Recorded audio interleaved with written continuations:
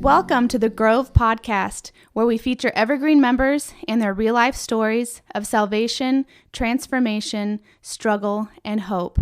I'm Joy Gabbert, and today I'm excited because we have one of our first episodes of somebody who is on staff here. Today it is AJ Gonzalez. Yes, Welcome to the podcast. Thank you for having me. Yeah. So who are you married to? How many children do you guys have? And what capacity do you serve at Evergreen?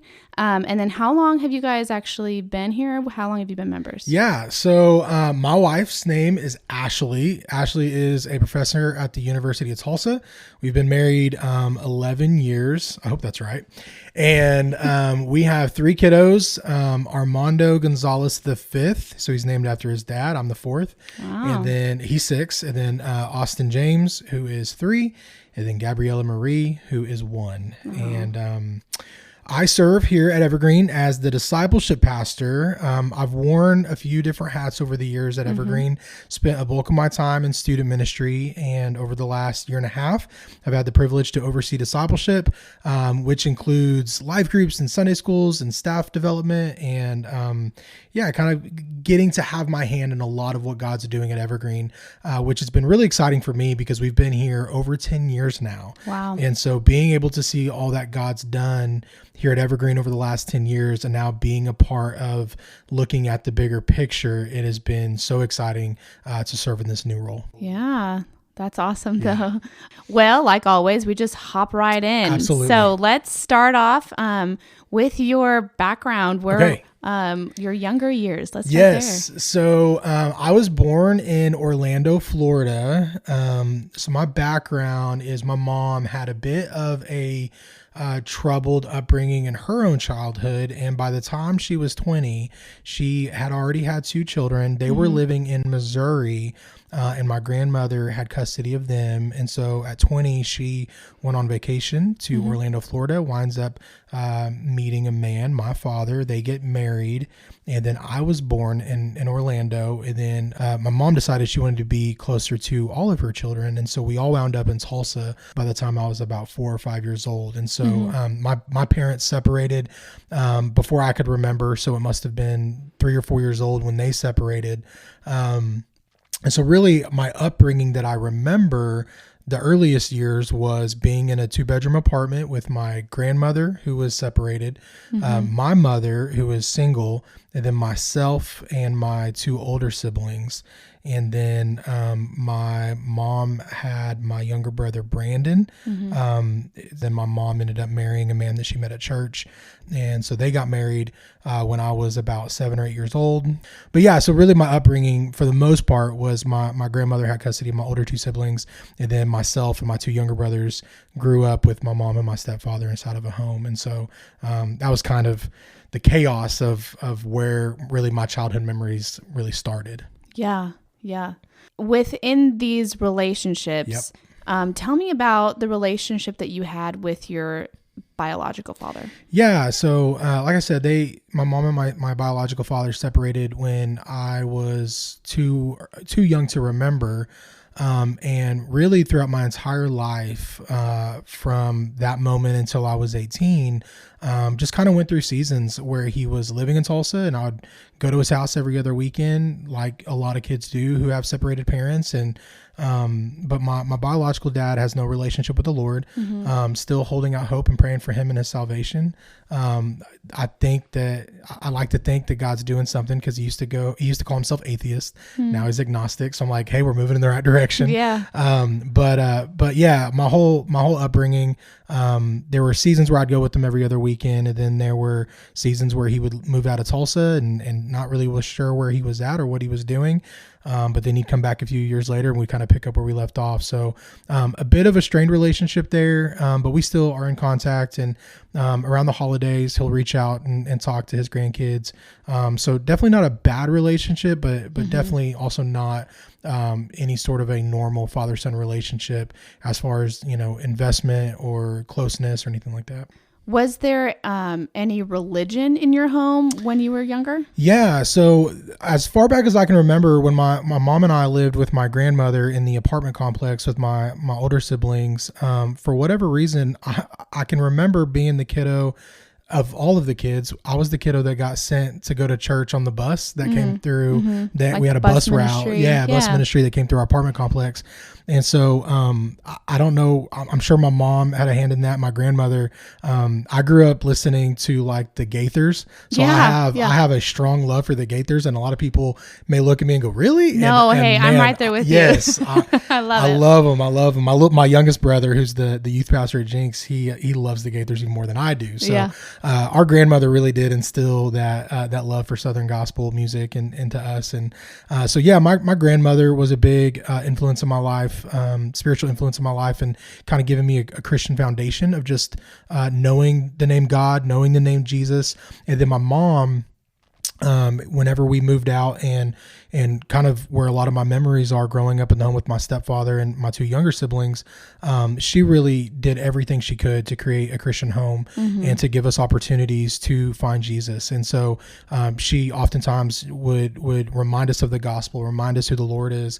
And she was really the spiritual leader in our home. My stepfather wasn't much of a spiritual leader. He did believe, but I don't think his life was fully surrendered.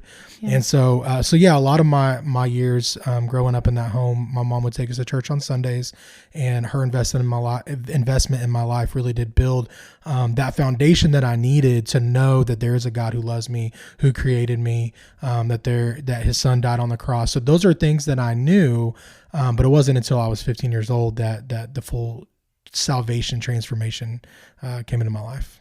Okay. Tell me about that. That happened at Falls Creek, correct? Not Falls Creek, but there's another Christian camp. It's called Camp Kiamichi. And if I'm not mistaken, I think they're Free Will Baptist. I don't know the denomination. I think I was just with that youth group because I was dating a girl or something along those lines. But so I go to camp that year, and so my testimony is growing up with this crazy family dynamic, a lot of different siblings from different fathers and so on, strained relationship with my dad. My stepfather and I did not get along, but I've always believed in God because of that foundation given to me by my grandmother and my mom. And for all I knew, salvation was you believe in God and you be a good kid. Yeah. And so check. Yep. Like, I know I'm not the best, but I know there's worse out there. And so that's kind of where I was spiritually. So I go to this camp at 15 years old and going for all the wrong reasons, hanging out with buddies, all that stuff, what a 15-year-old does when they go to camp. And so I'm there. And the band plays. I've always enjoyed the music. Band plays. They leave the stage. Speaker comes out and he says, "I've got a lesson for you, but the Lord has asked me to not give it, but instead invite the band back out to have everyone pray." So as somebody who truly did not have a relationship with the Lord, I'm like, great. I get to just kind of hang out and sit in my seat and not have to pay attention. Yeah. And so the band starts playing and people are kind of whispering and praying around me. And so I put my face in my hands and I just said, "Lord," I said, "God, I believe in you. I believe the foundation that's been laid in my life from my mom and my grandmother. But I've never experienced you myself. And I just want to know you're real. I just want to experience what others talk about when they say they feel the Holy Spirit in their life, and I'm kind of just in my mind, in my spirit, having this conversation with God of would you show yourself to me?" And with no explanation, still to this day, can't tell you why, other than it was God's divine intervention in my life. I found myself broken in tears. And it was in that moment that for me, the gospel clicked.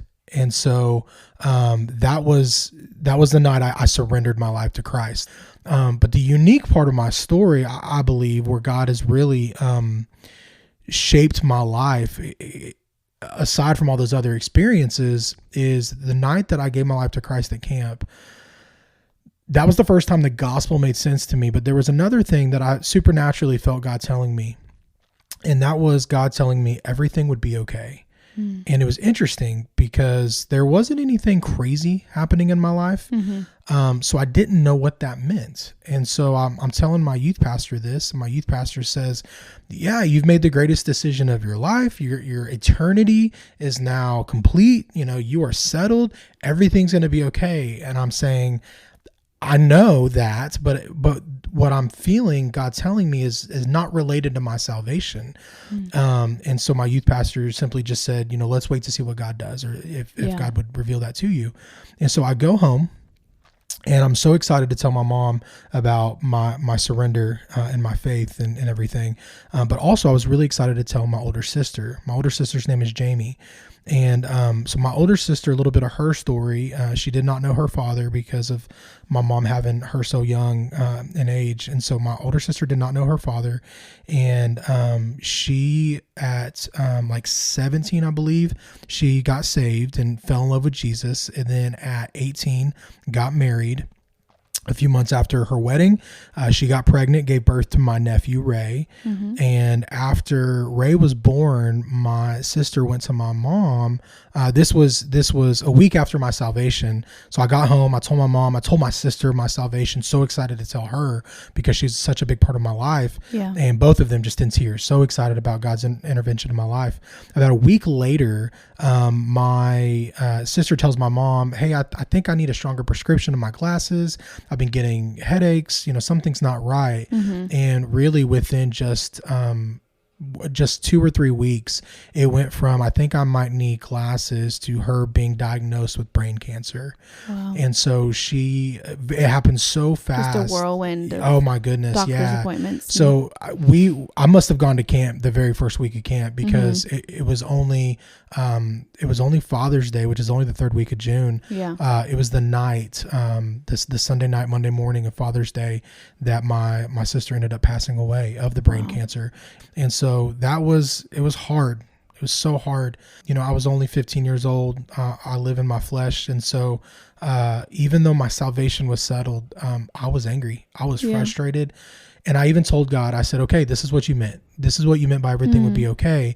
And so those next couple of years in high school was difficult for me because I had a season of real dark sin and kind of loneliness and depression, trying to both be there for my mom and my family and my younger siblings, but also trying to figure out what grief looks like for me as a teenager. And honestly, I don't feel like I really grieved there at the beginning. It took a couple years for that to happen. But yeah, so that was a big traumatic part of my upbringing, was the passing of my sister. But then God really began to pull me closer to him. And it was about a year and a half after she had passed away, where God kind of knocked me on the side of the head and said, what are you doing? You've made a commitment to me. You've surrendered your life to me, but you've tried to take it back into your own hands.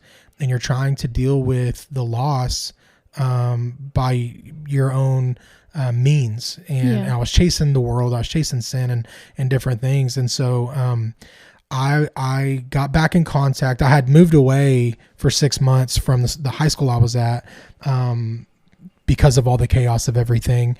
And I got back in contact with this girl that I knew from high school. And we were sharing with each other that we had both actually gotten saved the same summer, 2 different camps, but we both got saved the same summer and now are both trying to pursue the Lord. And so we had known each other since middle school. And we started talking again over AOL Instant Messenger. Millennials, all the millennials say amen. That's it. And so we were talking through that, and we ended up talking a lot. And I'm like, man, I really like this girl, but I'm young. I'm a kid. Like, I'm a teenager. She's young. We go to 2 different high schools. Maybe I don't really try to pursue anything. And really, like, the Lord wants me to focus on him. So that was the goal. And so we just stayed friends for a little while. And then my mom came in one day to tell me we're moving back to Tulsa and I'm going to go back to that high school. And so I decided, you know what, I'm going to take this young lady out on a date. And so very nice. I called her up and we go out on a date. Here's why that's significant, is that girl is now my wife. But what was exciting was that she invited me to her youth group after we started dating. So I went a handful of times, and I was still kind of engaged in my old youth group where I got saved. But things were weird there because of my trauma and because of some of the relationships that were broken over there over the years. And so that summer rolls around, and she invites me to go with her to Falls Creek. And so that was my first experience at Falls Creek. Yeah. And so I go, and that was the first time I experienced real, authentic community in the way that the Bible speaks. It was just really, really neat. And so we're at camp that week. That was also the week that I met my best friend. His name is John Clark. He's a member at Evergreen now and plays the bass in the Evergreen music worship team and is a big part of our life. But anyway, that week was significant for me, not just because I really found a church family that fully loved me and accepted me more than I really feel like I've ever experienced. But there was an evening that week at camp where we were having just worship as a youth group, and we were doing this exercise where they said, if there's something between you and God, write it down on this piece of paper, hold it in your hand, give it to God. We're going to burn it in a bucket or something. Yeah. Oh yeah. All those youth group things. And so I was like, all right, we're all going to write our thing. Well, I wrote Jamie's passing away. Yeah. And I held it in my hand, and they're like, okay, time to give it to the Lord and burn it in the bucket. And I'm like, no, I don't want to give this to God. I'm still mad. I'm angry. Yeah. And, so I held on to it and did not want to let it go. And everyone can notice, I'm just off that night. And this youth pastor, his name is Herb Lemke, he saw that in me, and he said, hey, I'm here for you. Let's talk. What's going on? So we wind up staying up much, much, much later than everyone else.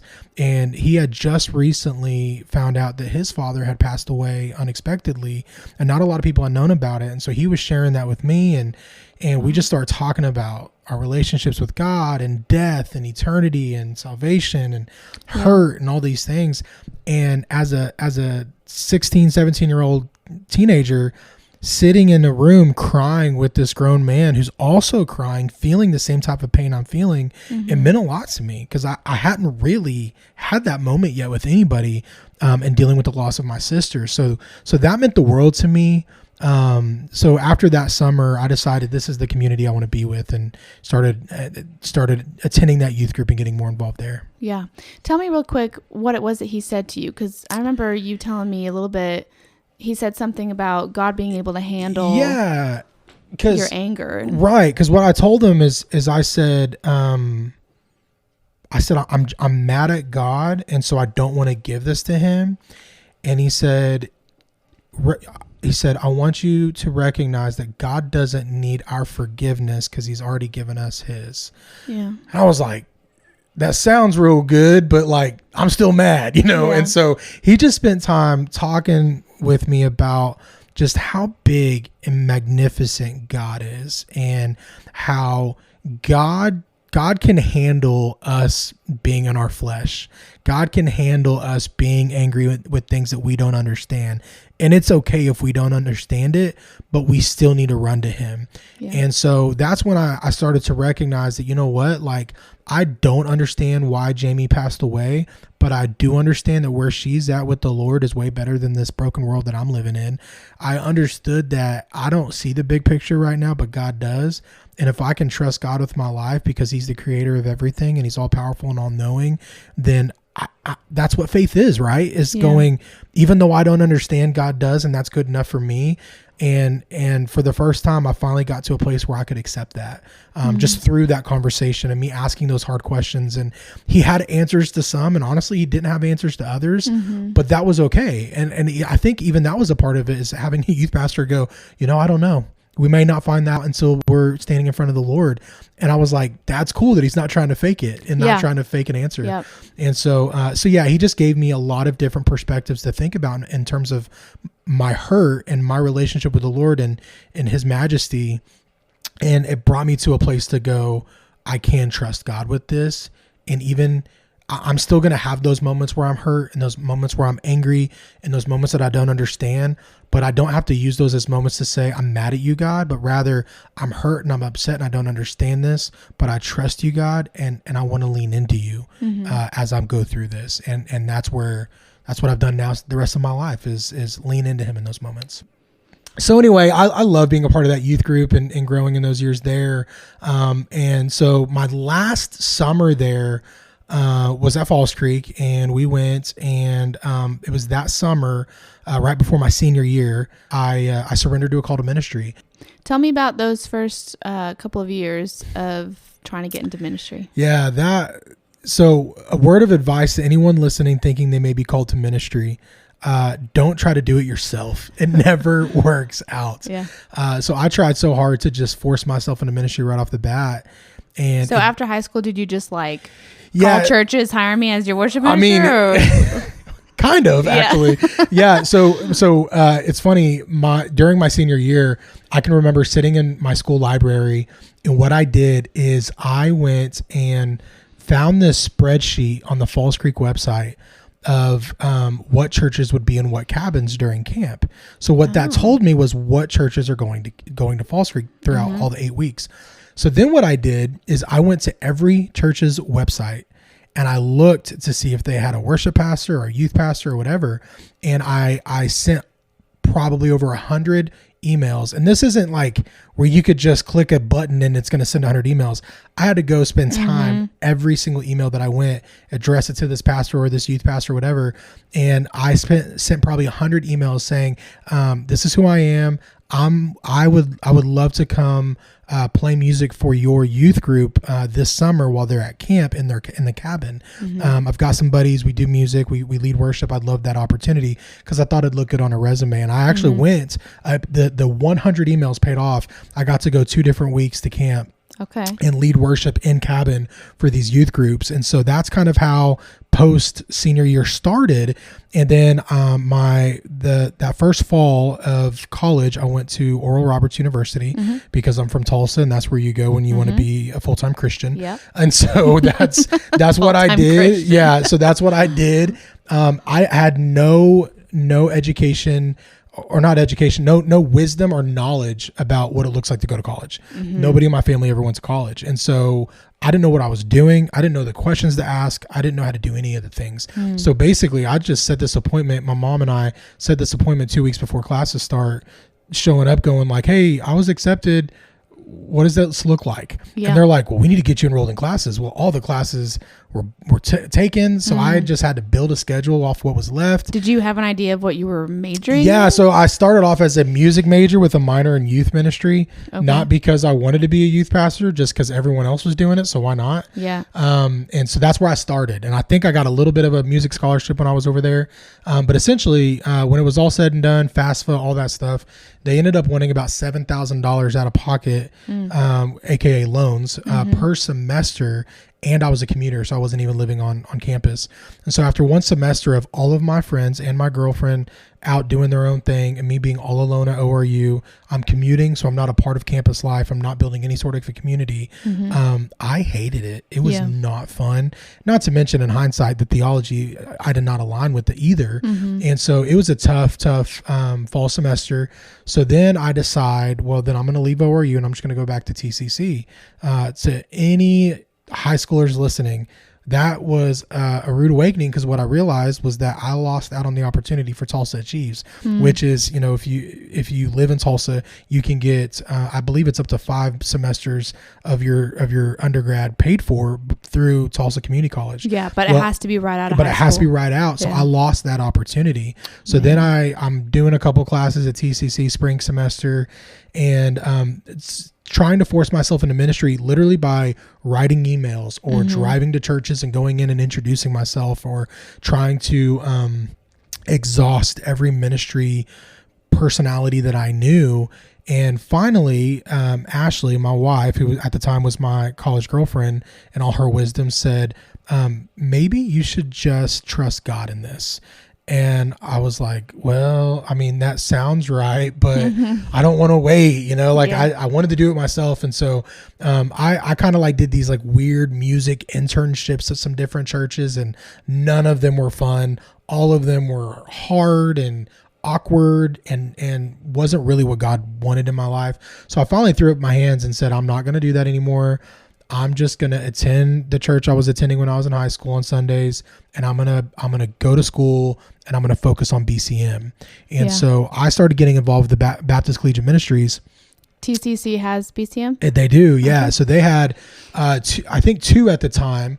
So a man named Chad Coleman was over the BCM at the Southeast campus down the street from Evergreen. Mm-hmm. And then a guy named Shannon Cross was in charge of TCC West. And Chad and Shannon were actually childhood best friends. Okay. And at the time, I think childhood friends? They were childhood friends. They were, okay. Yeah, they were childhood friends getting to be BCM directors together at TCC, which was really cool. Mm-hmm. And so I ended up meeting a friend of mine named Ben through going to the TCC BCM, and Ben and I, we hit it off, and in college became best friends. Like, he's like my college best friend. Mm-hmm. And so he and I start attending Tulsa Community College, and really Chad Coleman and Shannon Cross, those two BCM directors, they didn't do BCM separate. They just did their BCMs together. Mm-hmm. And so Chad would go to Shannon's, and Shannon would come to Chad's. And so what was really cool is really Chad and Shannon began to disciple Ben and I. Mm-hmm. And that was really the first time where like I had a Christian man have intentional time with me to sit down and say, let's specifically talk about just your walk. Mm-hmm. Let's specifically talk about where you are spiritually. Like I said, I've had men in my life who had aspects of that, but never that intentional. Let's sit down and talk about your walk. And so that meant a lot to me. And that was, the first time I experienced that angle of discipleship in my life. And so I did that for about a year. Ben and I grew our friendship super, super close. Like I said, he's my college best friend.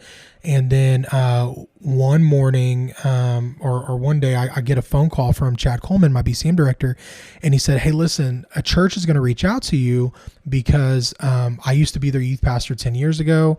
And so I know the pastor there, and they're looking for someone to come lead worship. And so they asked if I knew anybody, and I told them that I had a college student that leads worship for the BCM, and I gave him your name to come out there. I love how the Lord gives us things after we've stopped looking for them. It's every time. I feel like it was every time because even like in high school, I was pursuing all these relationships with girls and winning girlfriends and all of this. And finally I said, okay, Lord, like I'm going to stop chasing the world and I'm going to pursue you. And then all of a sudden I'm hanging. Here comes Ashley, this girl who was pursuing Jesus in a way I'd never seen before. Yeah. And it's like, as soon as I stopped looking, the Lord would place what I needed in front of my life. And it's happened so many times. And hopefully you get to hear soon how he did that with Evergreen as well. But so that church calls me and I go and lead worship for them, and did that a couple weeks in a row. I was only 20 at the time, and the pastor sits me down. He says, listen, you're 20, you're young, your style of worship is not what our traditional Southern Baptist church is looking for, but we really enjoy you. We enjoy you being around.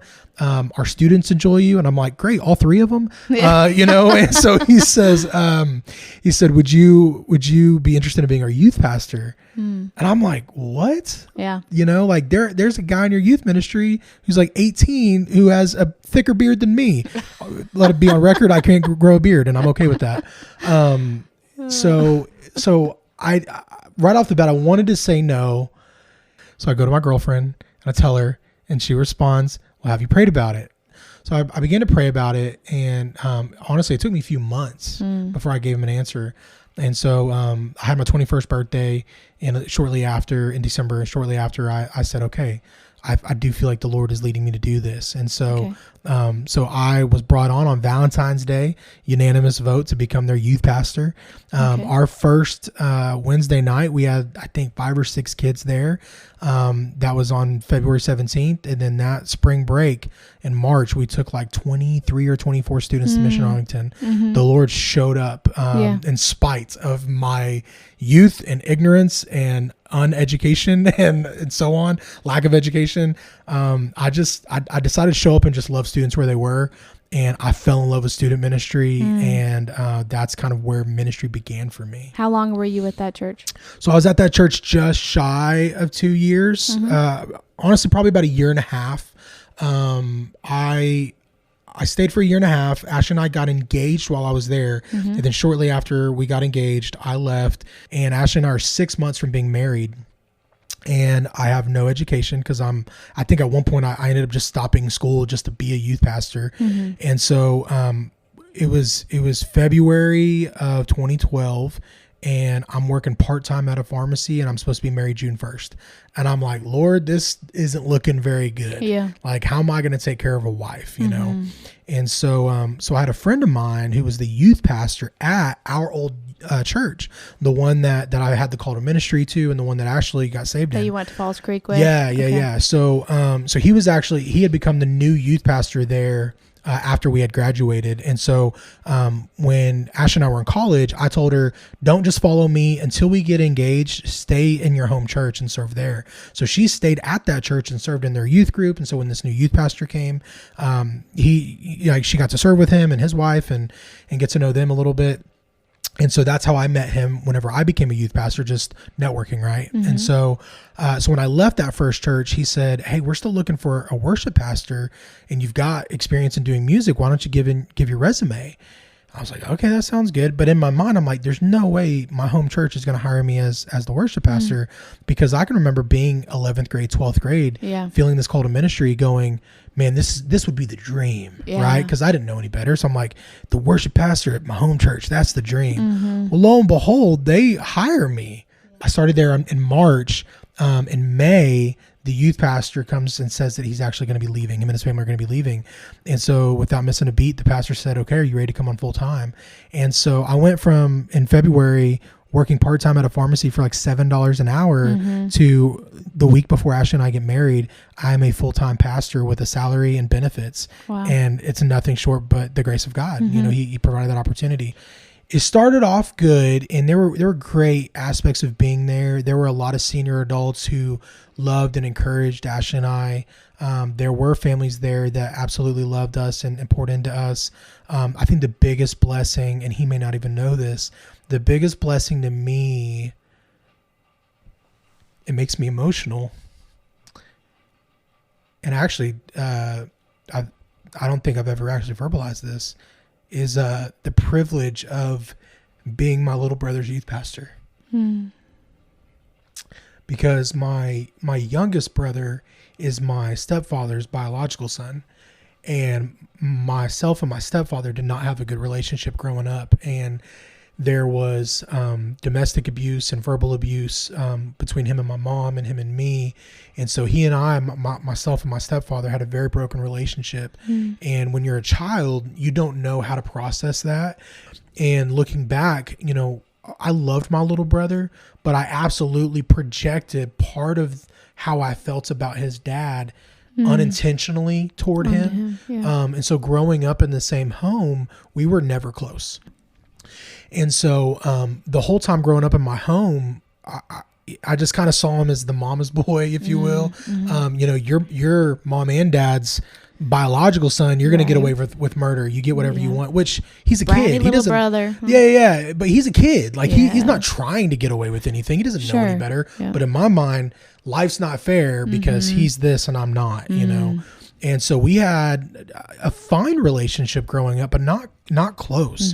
Honestly, neither of my little brothers and I all that close. We had a good childhood and made great memories. But then because of that broken relationship with my stepfather, when I turned 18, old enough to move out, I took off. I was ready to get out of there. I was ready to get out of that environment and move on to the next season of my life. And so all that to say, when I got to go back to my church home and become the youth pastor there, the biggest blessing were those 2 years of being his youth pastor and watching him grow in the Lord and watching him pursue Jesus, because life wasn't easy for him either. Like, you know, he lived in that same chaos that I lived in growing up. And again, not to say that our house was the worst, because it wasn't. I had such an incredible and supportive mom who poured Jesus into us. But those 2 years at that church, growing close to my brother, was the biggest blessing. I love that. So he was junior, senior at the time? Yeah, so that would have been his sophomore and junior year. And then we left right at the start of his senior year. Okay. And so the reason that we left that church, kind of same thing, church politics. And as that happened, Ashley was in grad school at TU. So moving out of Tulsa wasn't really an option because of her education. And so ultimately I got to a place where I felt like the Holy Spirit said, God said, I've got you. I want you to go ahead and take care of your wife and get out of this environment, and because your season is done, but trust that I've got you. And I woke up Monday morning and I am without a job. And my plan that Monday morning was to sleep in, because I hadn't for a while, and then to go apply at Dick's Sporting Goods or wherever, go get some sort of a retail job.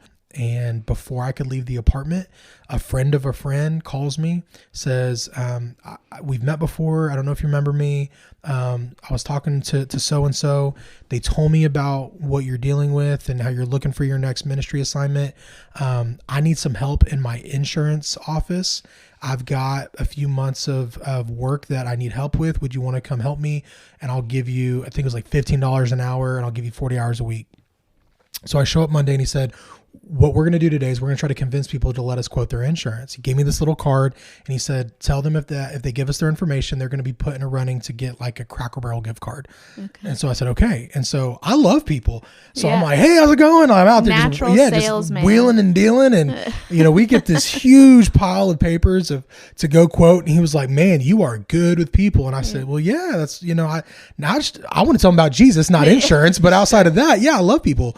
And so doing that secretly. Yeah, right. Wait, insurance. And so over the next couple of weeks, I started to learn about the insurance business, and he was just kind of educating me on how to write policies, and he would let me put in some of the paperwork into the system as far as I was legally allowed to do, and then he had to finish it.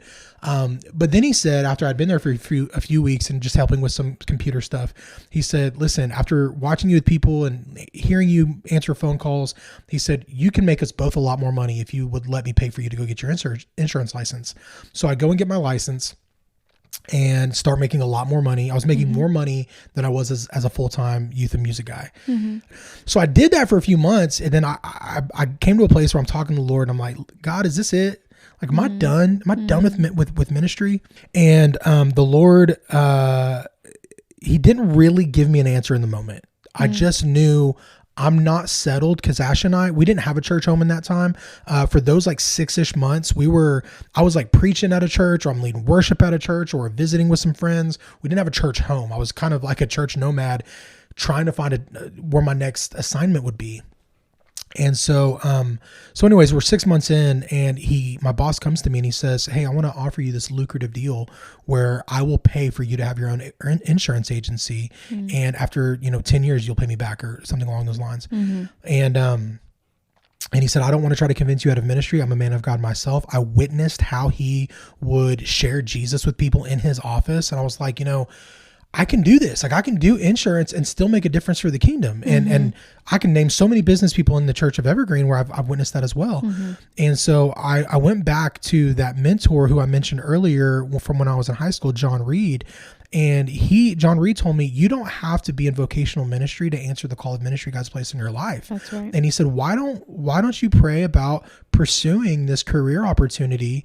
And why don't you go be that champion youth worker that you always wish you had for somebody? I'm like, that's volunteer. A great idea. Yeah, let's be that super volunteer. And so I reached out to 3 people in Tulsa, and I said, I'm looking for 2 things. I'm looking for a place where my wife and I can serve in student ministry, because we both feel called to serve in student ministry. And I'm looking for a church that has some sort of a young marrieds ministry. And so one of the churches I reached out to, one of the pastors I reached out to, was a man named Phil Dietz. So we go to lunch, and Phil says, like, we just kind of, catch up. I tell him about last 5 years of my life. And he says, you're not going to believe this, but that night that I left, the Lord told me that one day you'd be my associate youth pastor. And so he says this, and he says, I probably can't bring you on as a pastor, but I could probably bring you on as an intern. And I'm like, my pride just swells up in my chest, and I almost feel like humiliated, because I'm like, man, 6 months ago, I was a full-time pastor, and I'm licensed and ordained, and now you just use the word intern. No offense to my interns. I love you guys. But I was truly like, my pride swelled up and I was offended. Yeah. So I didn't really Feels say like anything. a demotion. Yeah, seriously. Yeah. And so I didn't say anything. I just said, okay. And he's like, let me go talk to my pastor and I'll get back with you. Okay. Yeah. And so I go back to Ashley and I'm telling her what happened. And she says, well, have you prayed about it? Yeah. No, and nor do I want to. Why did you say that? And so sure enough, I pray about it, and overwhelmingly the Holy Spirit intervenes and tells Ashley and I both, this is where you're supposed to be. Before we ever step foot at Evergreen. The Lord said, I'm doing this on purpose. This is where you're supposed to be. So, we started doing some research, watched some things online, came to visit, and it's not the church it is today, but we just knew the spirit of Evergreen. It was something different. And it was so hard for me to say yes, because in order to do anything at Evergreen, I couldn't pursue that career. And so Phil comes back and says, I've talked to Pastor Michael Gabbert and told him about you and your experiences. And he said that we may be able to bring you on as a part-time associate youth pastor. And just, I'm like gritting my teeth, just, okay, if that's what, And so I end up going and meeting with Michael. We sat at a place called Mr. Mambo's in Broken Arrow, and I share my testimony. I share my story. I share my 5 years of experience. And Michael just, I don't know what he saw in me, to be honest, because no education, no degree, very little experience. I'm young. I'm naive. I'm kind of a dummy. I got tattoos and earrings. I didn't meet any sort of qualification of what I would have expected to be needed to be at a church like Evergreen. But Michael said, I trust my pastors and I trust Phil's discernment that God is calling you here. And I've prayed about it, and God's given me that green light as well. So we'd like to bring you on as our part-time associate youth pastor. And against my flesh, I said yes, because I knew God was in it. And so that's when we started. It was just over 10 years ago. My first day was on Valentine's Day of 2020, or of 2014. 2014. And so so my story at Evergreen, it was coming in against my will, if you will, and serving under Phil, absolutely loving that. And then came on full time to help get started some sort of a college/young adult ministry. We had a Sunday school class that met off and on just because it was hard to keep consistent that season of life. And so I was tasked with keep it consistent, give them something to be a part of. And so we started a few different initiatives to try to get something going. One or two of them failed before we launched Reach. And so I was the pastor in charge when Reach started, and grew to about 30. And as Reach was going, Phil transitioned to community pastor and I became youth pastor. And so I was wearing a lot of different caps in that season, doing a lot of different things. So you were doing staff. Youth and college? Yeah. So we ended up, just for a very short season, we had Sunday night youth, Monday night Ash and I's life group, Tuesday night Reach, and then Wednesday night youth. And so we had a lot of our evenings committed to ministry and what God had called us to here at Evergreen, but honestly loved it. Like looking back, this is before kids too. It was before kids. Yeah. So we definitely had a lot more bandwidth. And again, it wasn't anything where like I ever felt like Michael or anybody was taking advantage of our time. Like that's what God had called us to, and we absolutely loved it. Yeah. And so, but tell me also, during this season is when you started meeting with Nick Dyer, correct? Correct. So when I first came on, essentially I was to work under Phil and then occasionally check in with Pastor Nick Dyer, who was the discipleship pastor, because he oversees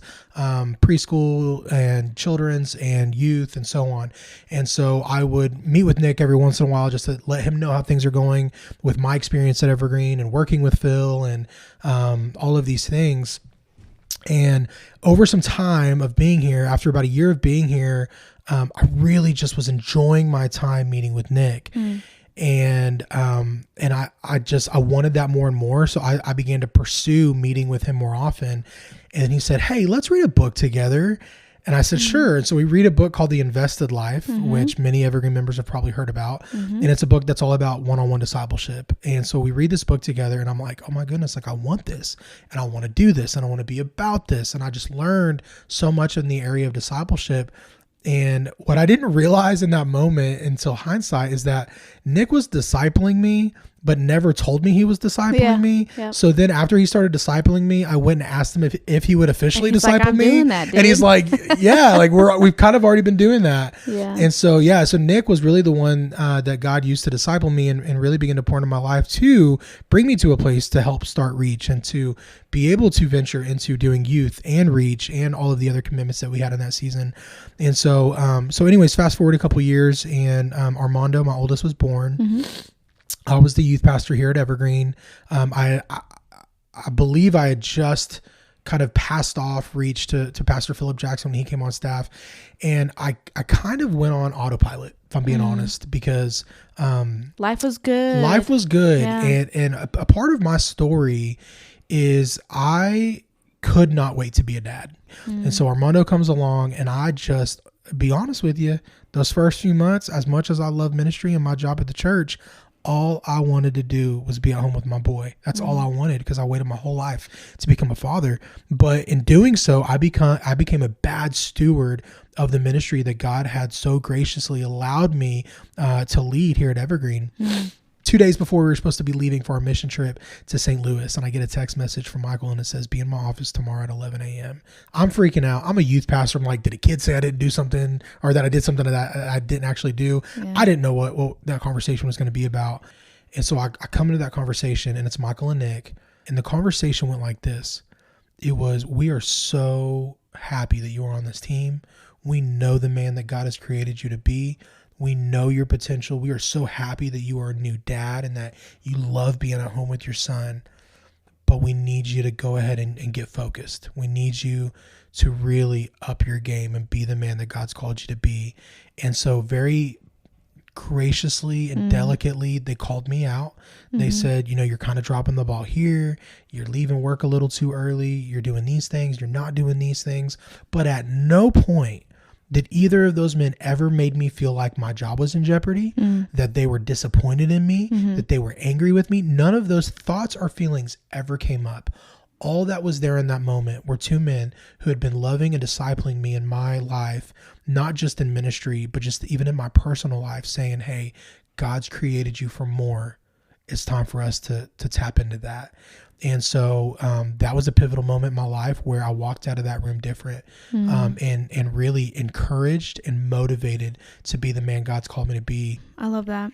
And you were the youth pastor for how long? Yeah, so I was officially the youth pastor right at 6 years. Okay. Yeah. And then after that 6 years, you have now transitioned into being the discipleship pastor. Yeah, so it was interesting. I was on a drive with Ashley, and I'd been discipled by Nick at this point for years, and we're just driving, just talking, and I said, I think I know what I might want to do when God calls me out of student ministry.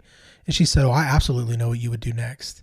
And I said, well, what is it? She was like, discipleship. And I was like, oh yeah, absolutely. And so then I went to Michael a couple of days later, and I said, hey, I think I know what I would want to do if God were to ever call me out of student ministry. And Michael says, yeah, I know what that is. And I said, well, what is it? He goes, well, you think it is. I was like, no, you've got to say it. Like, I want to know that we're on the same page. And he says, one day you're going to take Nick's position. And I was like, yeah, that's what I was thinking. And so, I mean, literally the Lord and Nick and Michael and everybody was all on board on this. I think I was the last to find out. Yeah. But honestly, it was through personal discipleship and how my relationship with Nick Dyer transformed my life to be the man that I am today, that I fell in love with the act of discipleship and the ministry of discipleship so much that God would allow me to then serve as discipleship pastor and be one of the people that gets to help steward the ministry of discipleship throughout every area of Evergreen. Yeah. I love that. Something about Evergreen that I find is different than places that I've been in the past is that within the church ministry, Michael has asked everybody, even from day one, find your replacement. You need to train up somebody who's going to take over, right? Because you're not going to live forever. Yeah. And also, the older generation, we need to be able to hand off the ministry to the next. Right. And so what are we doing if we're not discipling Absolutely. somebody up into it. And so I love that, you were like, I want Nick's position. It wasn't this whole like, let's kick him out. Yeah, it exactly. was Nick has been looking for somebody. Yeah. Michael knew like, hey, we need somebody else eventually. Yeah. When you're ready to step down, somebody needs to be able to be trained up for that. And I mean, now you're probably already looking for your replacement. Yeah, Like, yeah, it absolutely. needs to happen. It's been really cool because even our current associate youth pastor, his name is Christian James. He's going to be coming on. He's been part-time for the last year, and he's going to start full-time next month. He's a young man that grew up in my youth group. All through his entire high school was in my youth group, and then coming out of high school, interned with me. And so I got to disciple him even just personally many years, and be a big influence in his life in the area of discipleship. And he was kind of that person for me for a long time of like, hey, if and when that day comes, he may one day be my replacement. The Lord sped that timeline up. And so the Lord graciously gave me a beautiful friendship with our youth pastor, Christian Kemp, as he served in the same city, but at a different church. And so he ended up getting to join the team, serving under me as associate youth pastor, and kind of discipling him for that year and a half that he was with us before he took over. And then now Christian Kemp and Christian James get to work together in student ministry. But that's happening everywhere where God is allowing us to invest in the future leaders of Evergreen. And even just today, I am having conversations and interviewing potential applicants who are going to be joining a new ministry that we're going to be starting soon called the Ministry Apprenticeship Program. And this will be a ministry in which young people who feel called to ministry want to have a year-long experience in the ministry setting, but then they also want to grow in their knowledge of ministry. And so basically think our Evergreen Institute that Pastor Philip leads, where we teach things like Old Testament, New Testament hermeneutics, teaching of preaching, church history, systematic theology, all of those things. We're gonna put these apprentices through all of these classes, including biblical counseling and biblical leadership and many more courses. We're going to put them through all of those in a year's time, all the while also giving them hands-on ministry experience as well. And so getting to be the staff member who is overseeing all that, seeing how God has worked in my own life, being somebody who was raised up to take a position and getting to raise someone else up to take my position, and watching how investment in discipleship can change someone's life and not just change their life personally, but preparing them for ministry. Getting to be able to lead this has been very exciting for me. That is exciting. Okay. Tell me, of what you know, how many discipleship relationships do we have going on at Evergreen?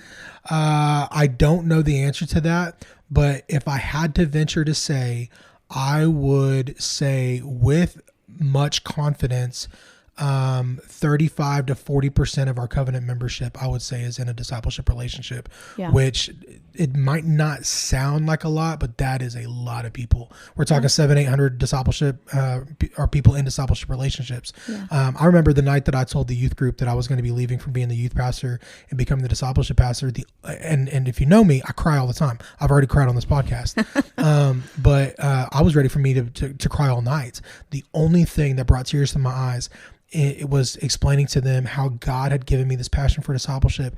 And then I asked the question, I said, raise your hand if you are either being discipled or discipling someone else. And well over half the room raised their hand. And I just broke down in tears because I said, this is the kind of legacy that I feel proud to leave as I step out of student ministry and into this next season of life. And my prayer is that that same number would be reflected at Evergreen one day. I love it. If there was somebody listening to this podcast today, maybe they're an Evergreen member, what is it that you would want to say to this person?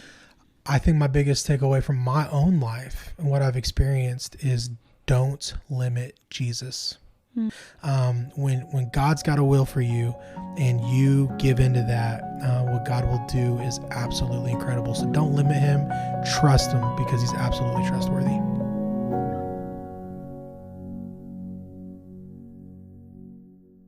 Thank you for tuning in and listening to today's episode.